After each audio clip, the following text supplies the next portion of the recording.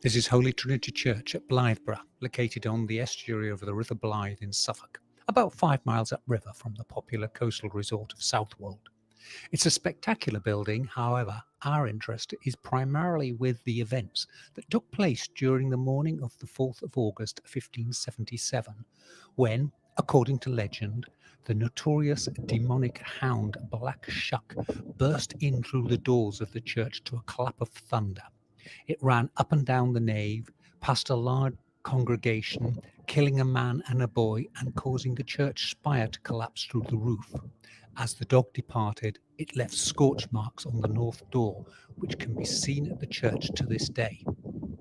Well, the church steeple definitely fell down that day and was never replaced. In fact, it damaged the roof so badly that it wasn't repaired for over 200 years, and the church interior became a roosting place for birds. More about that later. But what actually happened that day? The most likely explanation is the church was struck by ball lightning during a violent thunderstorm, which brought down the steeple and unfortunately killed two of the congregation, possibly from the lightning. Still, the Black Shuck tale is more spectacular. As for the scorch marks on the doors, more likely caused by candle flames.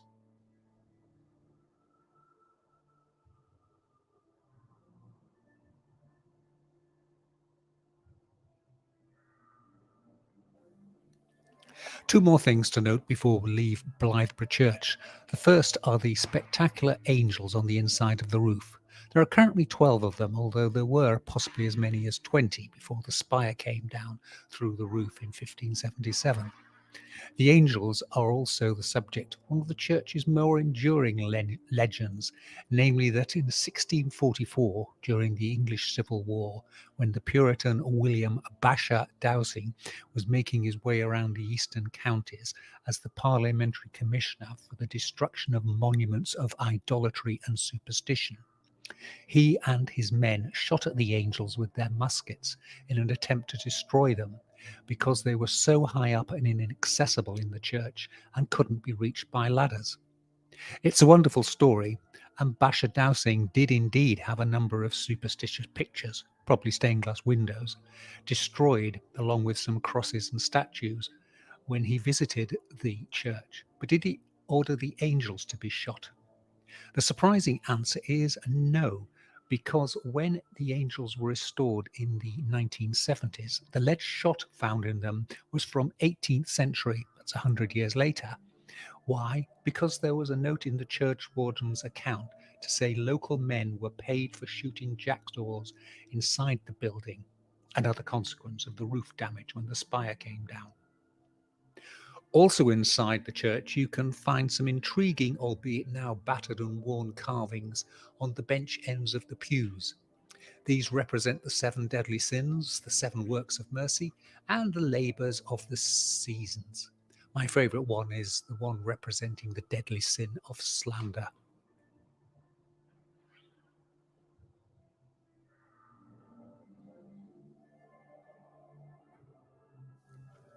What else can I tell you about Blythburgh? Well, smuggling springs to mind because the town was a hotbed of smuggling in the 18th century. In fact, it was so bad that in 1750 a regiment of dragoons was stationed in the town to deal with the smugglers, the marshes and creeks of the River Blythe being an excellent location to unload and stash contraband brought upriver from the seaport town of Southwold. The White Hart pub on the riverside being a notorious meeting point for smugglers, while immediately across the road, the London Road, is the site of the old customs house. It was either the Blythburgh White Hart or a place very similar that was the inspiration for the Edwardian supernatural horror writer M.R. James to set his story Rats about the revenant of a pub landlord who was hanged in chains for smuggling.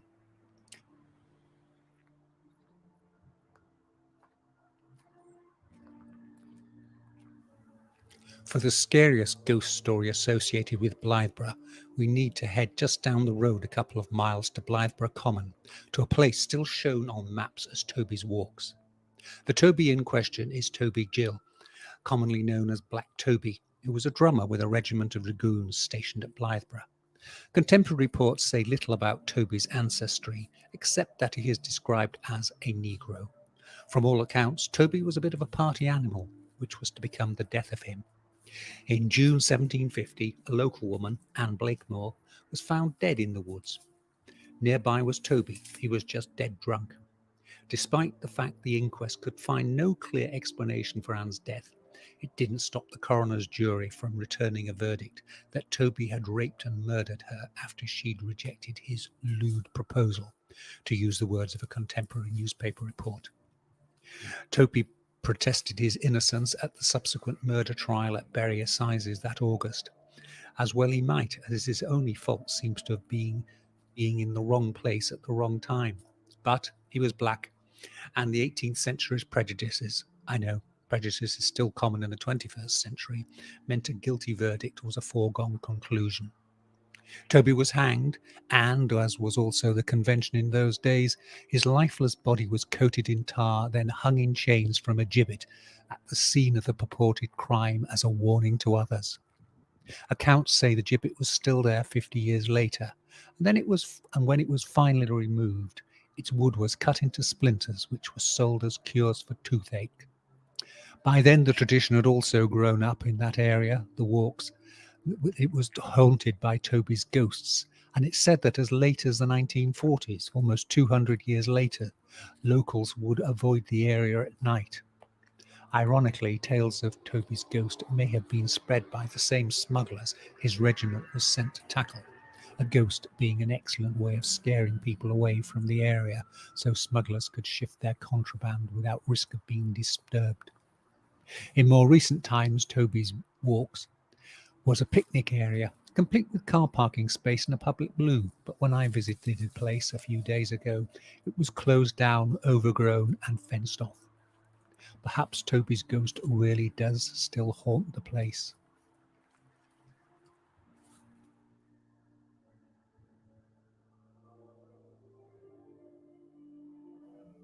The drone footage shows the village of Blytheborough, the surrounding marshes, the Black Shuck haunted church, and the Blythe estuary snaking its way down to the sea at Southwold. You can just glimpse the lighthouse at Southwold on the skyline.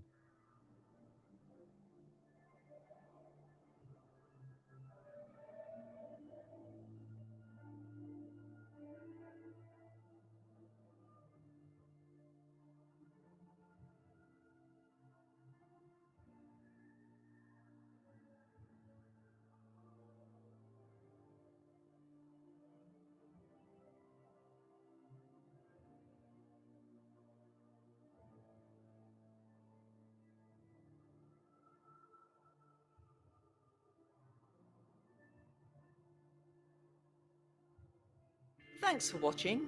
If you enjoyed it, please click the like button, drop a comment below, and support us by hitting that subscribe button. For more weird tales, visit our website www.urbanfantasies.com. Until next time, stay well, stay weird.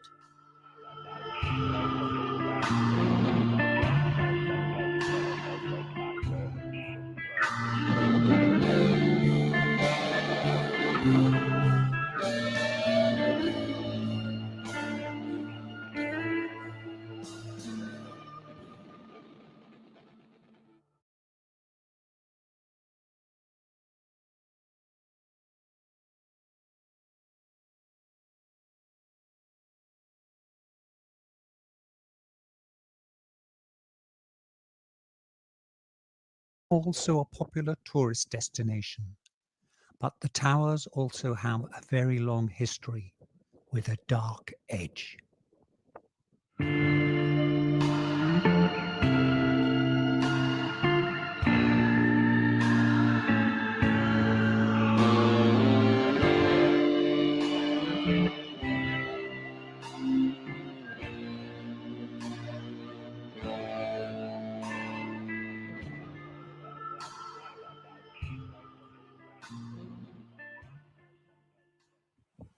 What we see today are the ruins of the old parish church of St Mary's. In its heyday in the medieval period, it would have been a spectacular building. Its twin towers, which were topped with spires, known as the Two Sisters, could be seen for miles around and for miles out at sea. Unfortunately, coastal erosion during the 17th and 18th centuries saw most of the village fall into the ocean. With the sea also growing dangerously close to the church, a proposal was made to build new sea defences to preserve the cliff on which the church stood. But in a stunning example of ecclesiastical vandalism, in 1809, the then vicar, Christopher Naylor, some say urged on by his equally Philistine mother, bullied the parish council into agreeing to the church's demolition and the construction of a replacement church at nearby Hilborough. The church was blown up with gunpowder. The lead from its roof sold for the equivalent of £77,000 at today's prices, and much of its stonework was used to build a harbour wall at Margate. In fact, the whole church would have probably vanished had it not been for the intervention of Trinity House, the organisation that looks after lighthouses, who purchased what was left of the church for £100 so they could preserve the two towers, which were an important navigational aid for shipping. You can still see the outline of the semicircular wall of the apse of the original church that was built on this site. This goes back 1350 years to the year AD 669, when Christianity was still struggling to establish itself in England among the pagan Anglo-Saxons. It was in that year that King Egbert of Kent granted a priest called Bassa the land at Reculver on which to build a church. This would become the heart of a monastery which thrived for another 300 years until its monks were driven away by Viking raiders.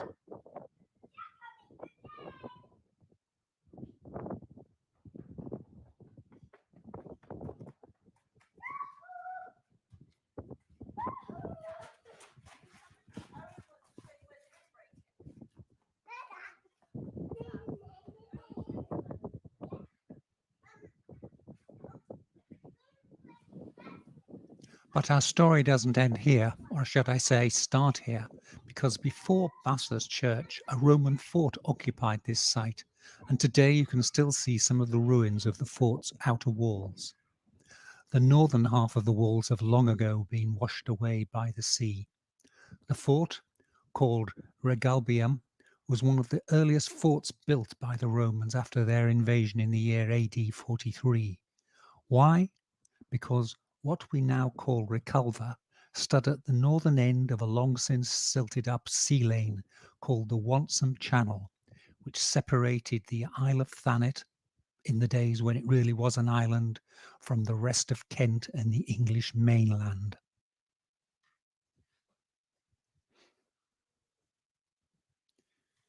Here we're just coming up to what would have been the eastern gateway into the Roman fort.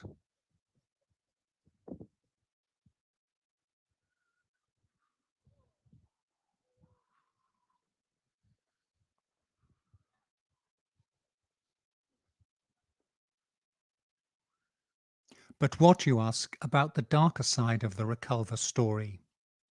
Archaeological digs around the site in the 1960s found 5 sets of infant remains, all of them babies, within the foundations and walls of the buildings, and all associated with datable Roman finds, such as coins.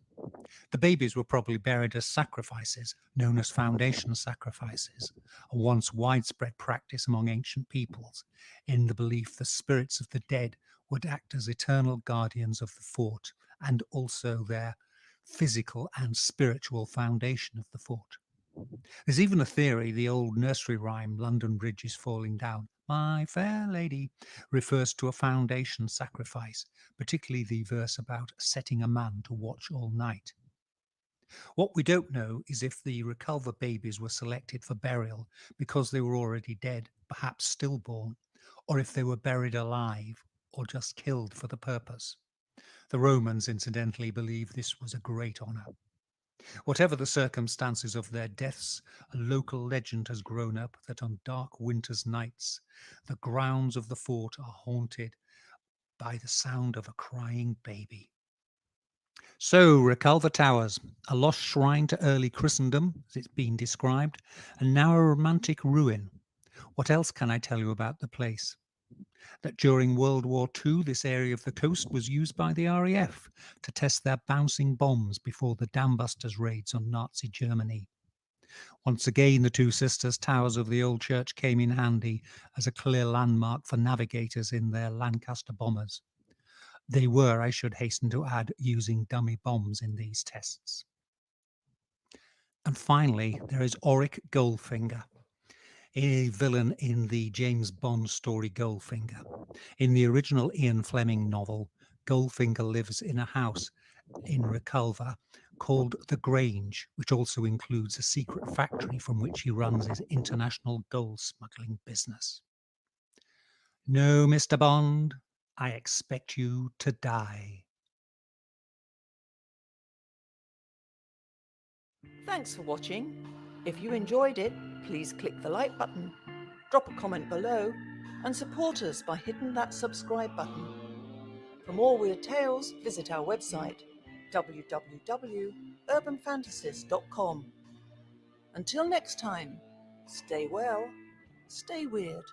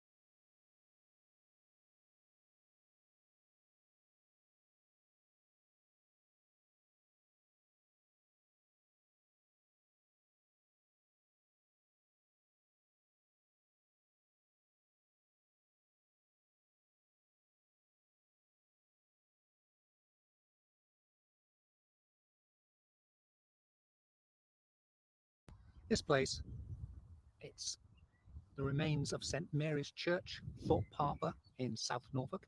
Reminds me of the lines of Shelley. That's Percy Shelley, the poet from 200 years ago, not the much missed Pete Shelley from the Buzzcocks. His poem Ozymandias. I met a traveller from an antique land who said, "Two vast and trunkless legs of stone stand in the desert. Nothing beside remains round the decay of that colossal wreck.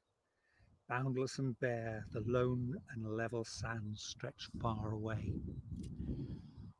And this really sums up this place.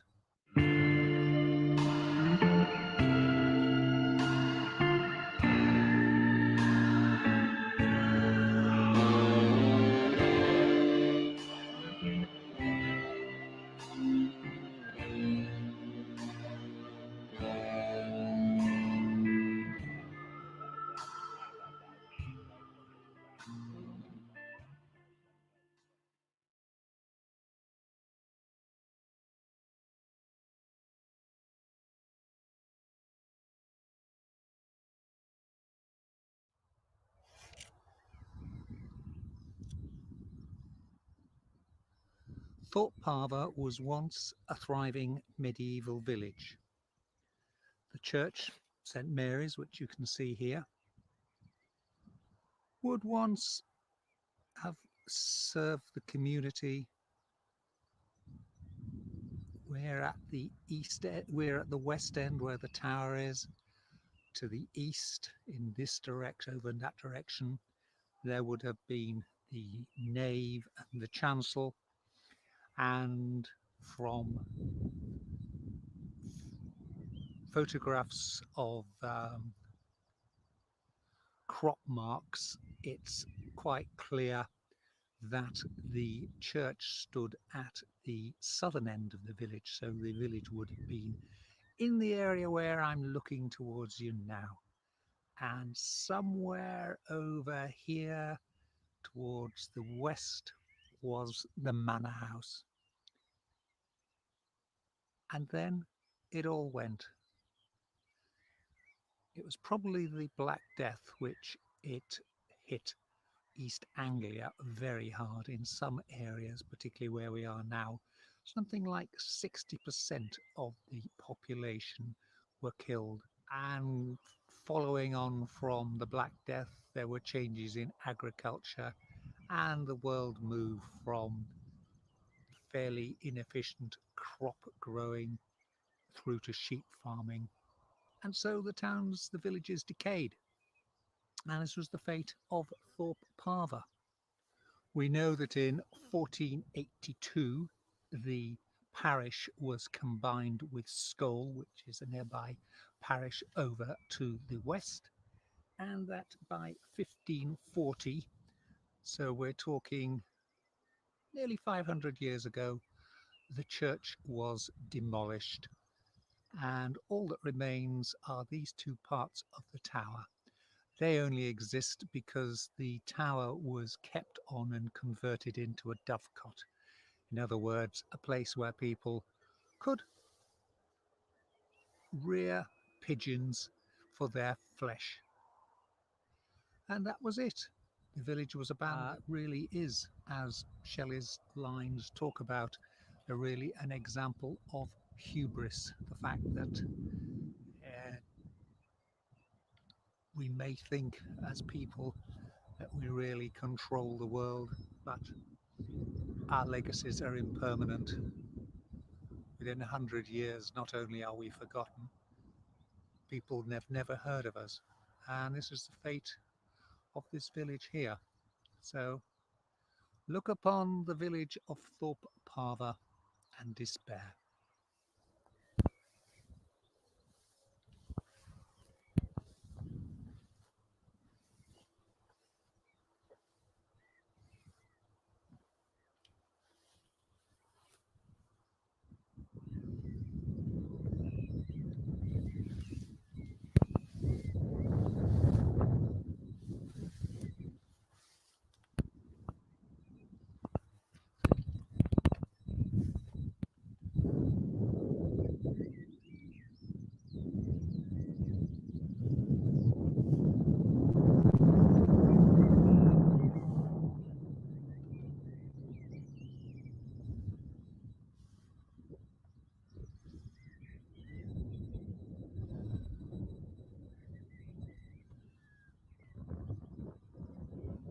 Way up there, that angle there, would have probably been, see if we can get it closer up.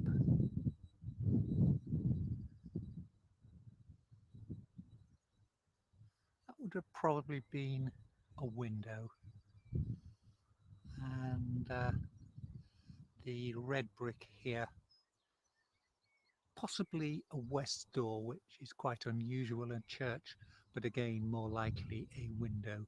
As for the tower itself, if the round towers elsewhere in East Anglia are anything to go by, this tower would have probably been double the height that's left now.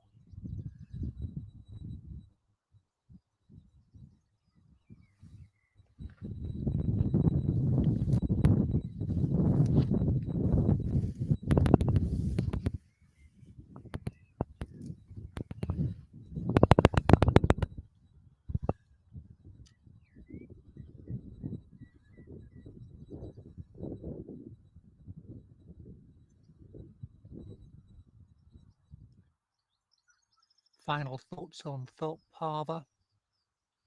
I like the remoteness of it so much that I've used the image on for the front cover of my latest book, and of course image of the book cover coming up shortly. Thank you for watching.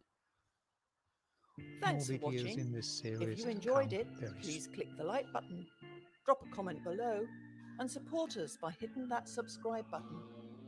For more weird tales, visit our website www.urbanfantasies.com. Until next time, stay well, stay weird.